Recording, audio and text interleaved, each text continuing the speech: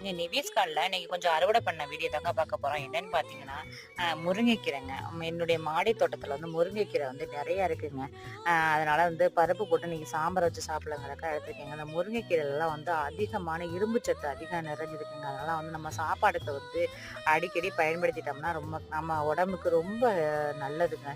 அடுத்து பார்த்தீங்கன்னா, கொஞ்சம் புதினா, பச்சை மிளகாய், வெண்டைக்காய், ஒரே ஒரு பிஞ்சு வெள்ளரி இருந்துச்சுங்க.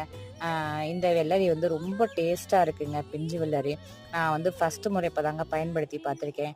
இனிமே வந்து நான் அடிக்கடி என்னுடைய மாடி தோட்டத்துல வந்து இந்த பிஞ்சு வெள்ளரி நான் போட்டு நான் சாப்பிடலான்னு இருக்கேங்க. எனக்கு ரொம்ப ரொம்ப பிடிச்சிருக்குங்க. இதோட டேஸ்ட் வந்து அருமையா இருக்குங்க.